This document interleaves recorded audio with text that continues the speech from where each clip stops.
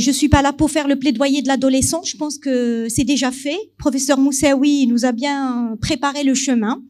Et puis là, je vais vous parler des addictions chez l'adolescent. Je sais que c'est une problématique qui nous intéresse tous, autant que professionnels de l'enfant et de l'adolescent. Alors, je pense que c'est bon. Alors, j'avais préparé plusieurs diapos sur le développement du cerveau, la neurobiologie du cerveau, mais je vais prendre en compte qu'on est un samedi soir, qu'on est la fin de semaine. Donc, je vais peut-être passer très vite sur ces diapos-là pour vous parler clinique. Je pense qu'on est tous cliniciens dans cette salle, on est tous intéressés par la clinique, mais sans la neurobiologie, on sait très bien que c'est très compliqué d'avoir accès à cette clinique. Donc, pourquoi on parle d'adolescents? C'est parce que justement, c'est une période critique du développement. C'est des choses qui ont été citées par ma collègue. Mais moi, ce que j'ai envie de préciser, c'est que de plus en plus, on a des addictions spécifiques à l'adolescence. On connaît tous les addictions, on va dire classiques, mais depuis le Covid, et puis surtout avec l'évolution technologique qu'a connue notre pays et tous les pays du monde ces dernières années, on a vu de nouveaux troubles, de nouvelles pathologies apparaître. On a vu de plus en plus de drogues de synthèse qui font apparition, avec l'apparition surtout avec le monde virtuel qui permet de faire le marketing de ces drogues, qui permet aussi beaucoup de phénomènes de mimétisation, et puis l'apparition de nouveaux symptômes. Il y a beaucoup de défis qu'on trouve aussi sur Internet. Alors, Necnomination, je pense qu'on a tous vu ça sur l'Internet, c'est que il y a un ado qui va lancer un défi de faire ça en un certain laps de temps, et il va nommer des personnes, et ces personnes-là doivent faire le même défi. Donc ça, c'est des choses qui sont nouvelles, qui sont particulières à ces dernières années. Donc l'adolescent qui est face à son corps, à ses hormones, à un fonctionnement cérébral particulier, qui doit renoncer à un cadre rassurant et confronter la réalité et l'environnement, a du mal à trouver sa place, a du mal à trouver sa position. Alors, je ne vais pas revenir sur cela. Ma collègue, elle a déjà évoqué tous ces points-là autour des modifications dans l'adolescence. Alors, c'est juste que je vais juste appuyer sur un point. C'est que dans le développement du cerveau, entre 5 et jusqu'à 25 ans, le cerveau est encore immature. Il y a tellement de modifications qui vont faire justement que l'adolescent ne va pas faire face aux événements de la même manière qu'un enfant, ni celle qu'un adolescent. Alors, il y a des lobes du cerveau qui connaissent un peu plus de transformation à cette phase-là, qui est surtout le lobe frontal, préfrontal, et puis les lobes pariétaux, qui sont le siège des associations. Et c'est ce cerveau-là qui a du mal à arriver à maturation, qui met beaucoup plus de temps. Alors, je vais parler directement des conséquences de ce cerveau en plein chantier, en plein développement. Et c'est le déséquilibre principal entre le cerveau émotionnel et le cerveau rationnel. C'est ce qu'a évoqué Soraya un peu plus tôt. Et donc, ça entraîne des problématiques de prise de risque. On voit que la prise de risque, elle est beaucoup plus importante chez l'adolescent, avec l'apparition des conduites à risque qui prennent de plus en plus de place. Alors, il y a un point aussi qui est très important, c'est l'hypersensibilité du cerveau adolescent à la récompense. L'adolescent, il a besoin d'une récompense rapide, et parce qu'il n'y a pas cette capacité d'anticipation avec une majoration de l'impulsivité dans le cerveau adolescent. Alors, avant de parler d'addiction, je vais juste vous projeter les critères DSM-5 sur lesquels on se base pour reconnaître une addiction. Parce qu'on parle beaucoup trop facilement d'addiction, mais il faut savoir qu'il y a des critères, qu'il y a 11 critères pour parler d'addiction qui sont projetés, je ne vais pas tous le citer, mais je vais citer quand même les plus importants, qui sont un besoin impérieux et irrépressible de consommer la substance ou d'avoir un comportement. Il y a la perte de contrôle, il y a cette notion de perte de contrôle, il y a l'augmentation de la tolérance, du temps, qui est consacré à cette activité ou à cette substance. Et il y a un point qui est très important, qui est l'impact que ça peut avoir sur la vie sociale et la vie personnelle et scolaire de l'adolescent. Donc, ceux-ci sont les critères en particulier. Et après, en fonction du nombre de critères, on va parler de sévérité de l'addiction. Alors, si je présente l'addiction, c'est pour... Désolée. Alors parce que je voulais vous parler, je voulais zapper la diapo sur la neurobiologie de l'addiction, mais je pense que c'est important de savoir qu'il y a des stades. Alors, je vais pas aller au-delà, mais savoir que l'addiction, elle est intimement liée au circuit de la récompense, au circuit cérébral de la récompense, dans lequel la dopamine, elle est intimement liée. On ne peut pas parler de neurobiologie de l'addiction sans parler de récompense de ce circuit-là. Et donc, on arrive au dernier stade de l'addiction, qui est celui où les circuits de la récompense et des émotions sont altérés. Et c'est là où on se retrouve dans cette addiction, où il y a un phénomène de tolérance, où on perd la notion de plaisir, parce que le besoin, il est là. Il est irrépressible, il est compulsif, il n'y a plus le plaisir. Alors que au tout début, ce qui nous permet un petit peu de tomber dans le piège de l'addiction, c'est qu'au début de l'activation du circuit de la récompense, il y a cette notion du plaisir. Donc au début, on a plaisir à consommer telle substance ou avoir telle attitude, mais au fur et à mesure, on perd ce plaisir-là. Et c'est là où on est dans l'addiction. Donc la notion du plaisir, elle est très importante à rechercher. La dopamine est le neurotransmetteur clé dans ce circuit-là. Alors au début, quand on parlait d'addiction, on parlait forcément de substance. On ne pensait pas qu'on pouvait avoir d'addiction sans substance. Et puis, au fur et à mesure, on a commencé à parler de comportement addictif. Par extension, on a appliqué les mêmes critères de reconnaissance d'une addiction sur le comportement addictif parce qu'on s'est rendu compte qu'il pouvait répondre aux mêmes critères, qui est le besoin irrépressible de se livrer à un comportement dit addictif. Donc, c'est exactement les mêmes critères.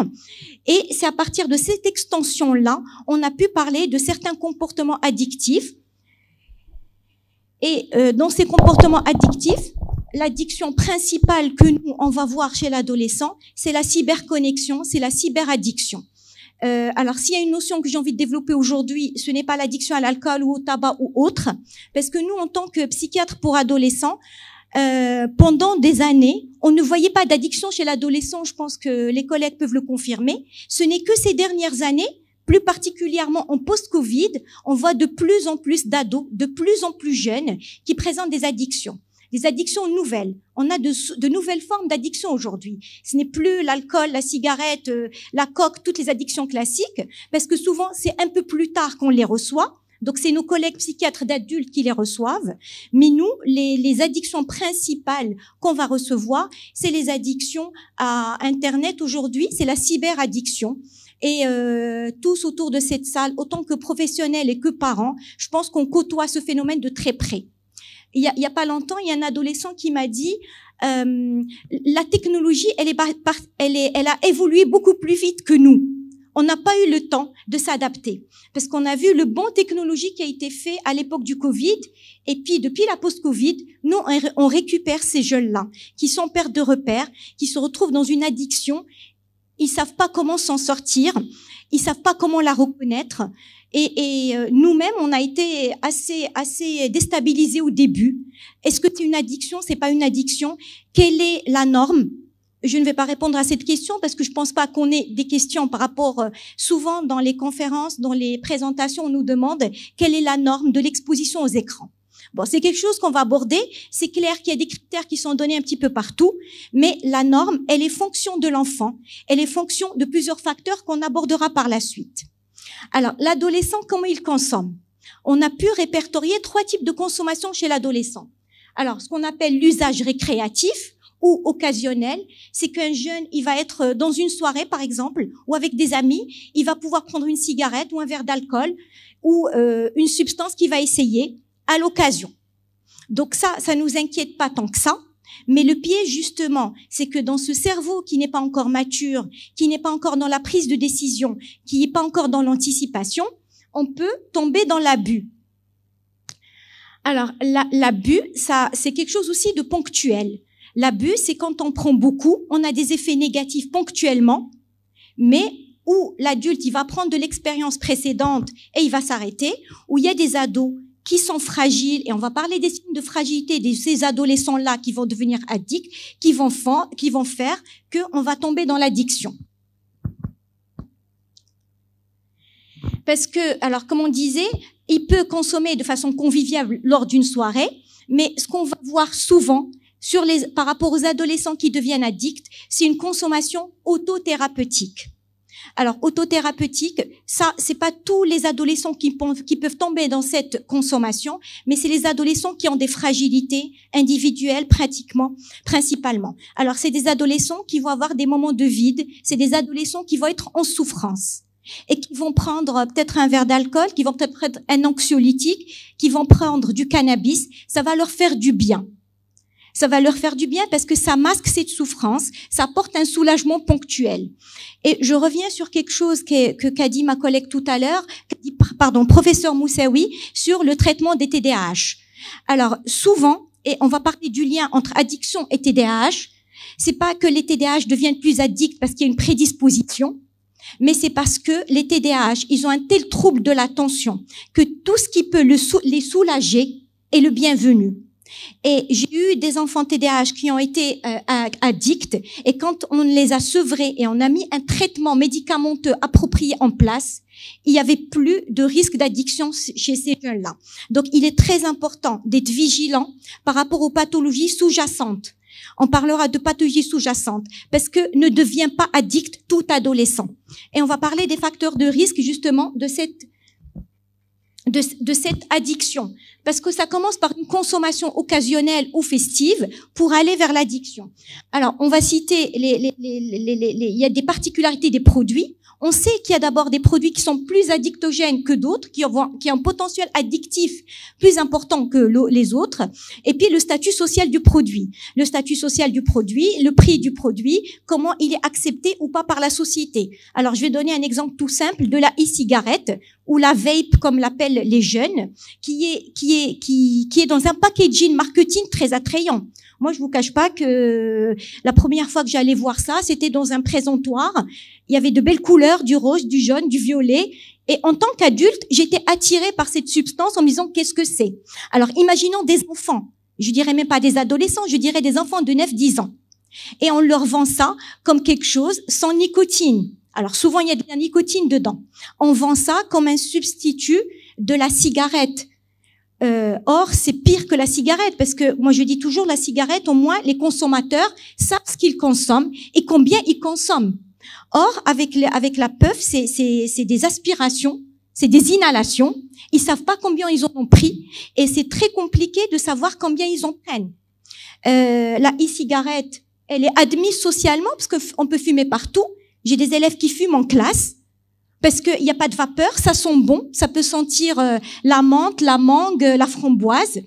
Donc c'est très compliqué de limiter ce phénomène-là. Alors j'ai cité cela parce que c'est le premier exemple et c'est quelque chose qu'on voit énormément et de plus en plus et chez des enfants de plus en plus jeunes.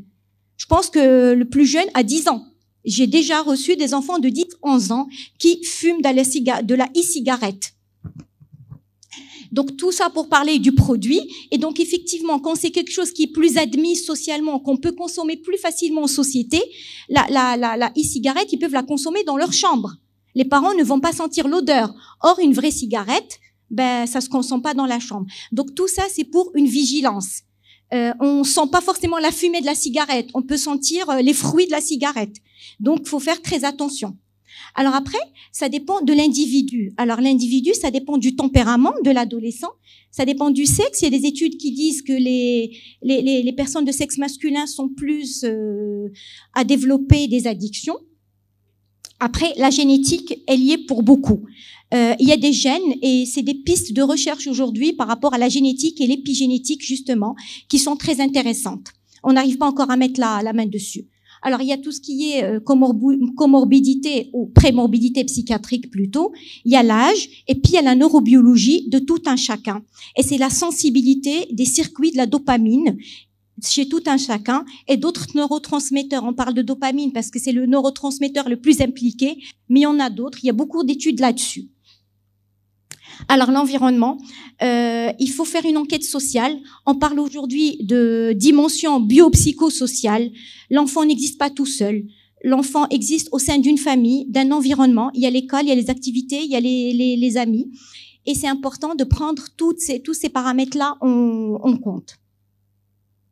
Les facteurs familiaux, le rôle des pères, et puis on revient un petit peu au discours de nos parents, que la fréquentation, elle est très importante, parce qu'on trouvait, on trouvait cela dépassé, mais finalement, surtout à l'adolescence, où il y a l'effet d'appartenance au groupe, il y a l'effet d'identification au groupe, il est important un petit peu de surveiller le milieu dans lequel évolue le jeune.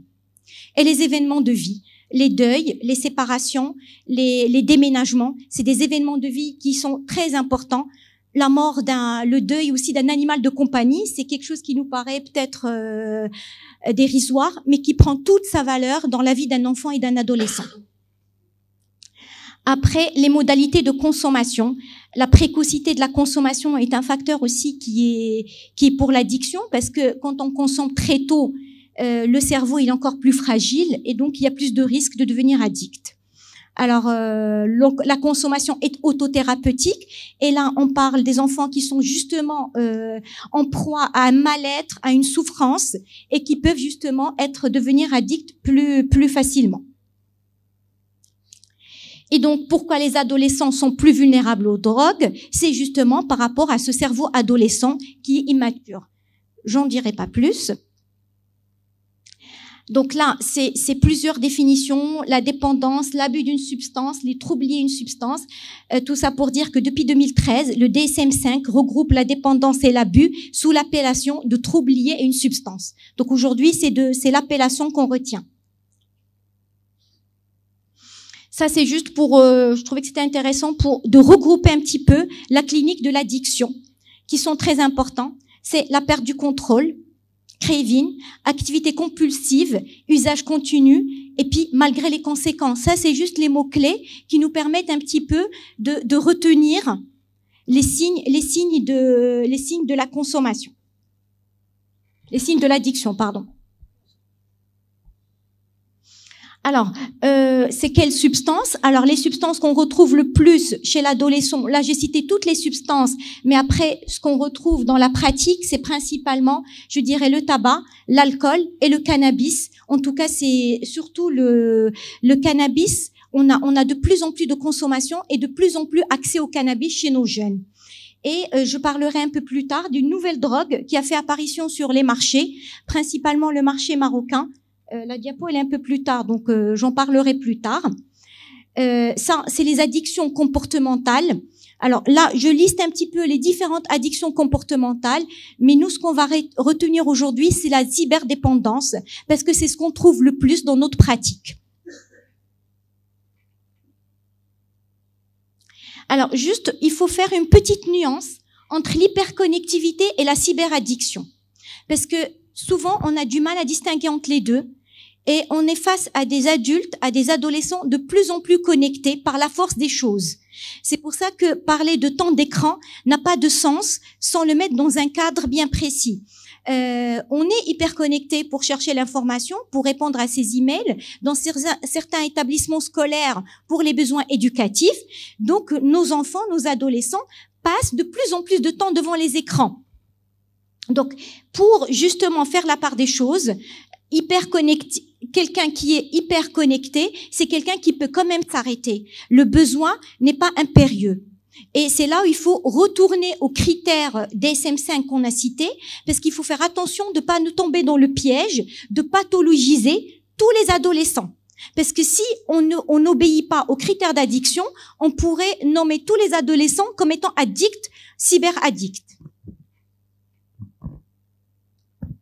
Dans un usage simple ou hyper connecté, il y a du plaisir, il y a quelques dommages ou un début de plaisir dans l'hyperconnecté pathologique, mais dans l'addiction, on est contraint d'être connecté. Il y a des dommages certains sur la vie quotidienne, sur la vie scolaire, sur la vie familiale et sociale. On a des ados qui refusent de rencontrer les autres, qui refusent de sortir, qui partagent plus les repas en famille. Et la notion du plaisir se perd. Donc j'ai mis un grand point d'interrogation sur la notion du plaisir. Je vais parler de surtout la dépression, parce que j'ai vu beaucoup d'études sur dépression et cyberaddiction, dont une a été faite au CHU de Casa, qui a été publiée dans un journal très connu, et où on a trouvé quand même un lien certain entre la dépression et la cyberaddiction, et puis l'ADHD. Donc, et je lui dis attention, le TDA n'est pas causé par les écrans. Ce n'est pas une conséquence aux écrans. On ne devient pas déficitaire d'attention parce qu'on a utilisé trop d'écrans.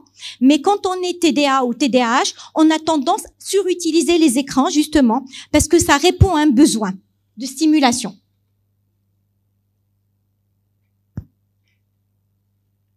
Alors, je passe à la prise en charge. Pour pouvoir respecter le temps, je pense que la prise en charge qui nous intéresse tous aujourd'hui en tant que cliniciens. S'il y a quelque chose à retenir de fondamental, c'est que la prise en charge, elle est multidisciplinaire.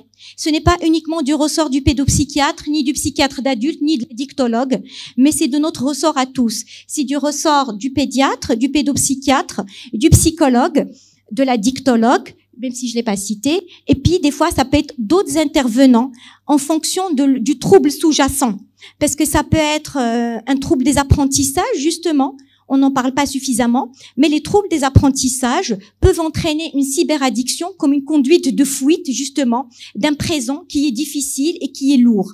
Souvent, ça cache une souffrance. Et il est très important de se pencher vers cette souffrance. Et là, on arrive à la prise en charge qui est multi-axiale. L'adolescent n'existe pas tout seul, donc il faut prendre en compte, alors certainement le côté médical ou psychologique, mais aussi le côté éducatif, familial et social. Et on se penche toujours, on se retrouve toujours dans cette approche biopsychosociale et multidisciplinaire en impliquant tous les intervenants. Alors, ce qu'on retrouve souvent, c'est une estime de soi très faible, ne devient pas addict n'importe qui. C'est des personnalités particulières qui vont développer des addictions, dont l'estime de soi faible, la notion de trauma. Il faut évaluer l'environnement familial. Ça relève de nous tous, vous pédiatres et nous pédopsychiatres. C'est juste pour dire qu'il y a une grande part de travail qui peut être faite par le pédiatre aussi. Alors, les signes précurseurs, je vais pas les citer tous, mais je vais citer les signes qui devraient nous interpeller, vous en tant que pédiatre et nous en tant que pédopsychiatre. C'est un changement de comportement chez l'adolescent. C'est des signes qui veulent pas absolument dire qu'il y a une addiction, mais qui nous orientent vers une recherche plus approfondie. Alors, un changement de comportement chez l'adolescent, un fléchissement de l'activité scolaire, ou un échec scolaire, ou même un refus scolaire devrait attirer notre attention en tant que praticien. Sans oublier que l'enfant ou l'adolescent va d'abord aller chez le pédiatre. Le pédiatre est le médecin de famille de l'enfant. Souvent, les parents, ils vont demander l'appui, le support de leur pédiatre par rapport à une problématique particulière. Il peut y avoir des plaintes somatiques. D'où l'importance de s'adresser à l'enfant. D'où l'importance de prendre peut-être 5 minutes, ne serait-ce que 5 minutes seul avec l'enfant, essayer de regarder un petit peu comment ça se passe pour lui, à l'école, à la maison, avec ses copains, dans ses activités. Un changement d'humeur, des troubles du sommeil, des demandes d'argent excessives, des vols d'argent, des douleurs. Ça peut s'exprimer aussi sous forme somatique par des douleurs ou des plaintes somatiques. Donc tout ceci, ce sont des signes précurseurs d'un trouble chez l'enfant. Je suis désolée, je passe sur certaines diapos pour aller vers l'essentiel, parce que je vous avais promis de parler de particularités actuelles, notamment la PUFA. Je pense que c'est important d'en parler parce qu'on en parle de plus ces derniers mois, qui est une drogue de synthèse. C'est une variante du crack. C'est ce qu'on appelle un petit peu la drogue des pauvres, parce que elle est fabriquée à partir de déchets de cocaïne ou de méthylphétamine, qui sont coupés avec des additifs à bas prix. Elle se fume à l'aide d'une pipe à eau artisanale. Il faut absolument maîtriser ces process. Il faut connaître ces drogues-là. Parce que quand l'adolescent voit qu'il y a une méconnaissance de ce qu'il fait ou de ce qu'il consomme, il a du mal à instaurer une alliance avec le thérapeute. Donc c'est pour ça que je donne quand même quelques informations sur la PUFA, avec les symptômes que ça peut donner, des symptômes physiques graves. Donc il faut y penser devant l'apparition soudaine de dommages physiques importants, des infections cutanées, ulcères, maladies cardiovasculaires, problèmes rénaux, de la fièvre, des violents maux de tête. En fait, ça peut être plein de choses. Et c'est pour ça que c'est important de prendre quelques minutes avec l'adolescent et lui demander est-ce qu'il a consommé quelque chose. Et comme c'est une drogue qui ne coûte pas très cher, de plus en plus d'adolescents y ont accès. Et c'est présent, c'est pas limité à une catégorie sociale comme justement certaines drogues qui sont dures, c'est accessible à toutes les classes sociales. C'est des choses qu'on retrouve dans tous les lycées et aux portes de tous les lycées. Et ça, c'est des témoignages de jeunes qu'on reçoit qui nous en parlent.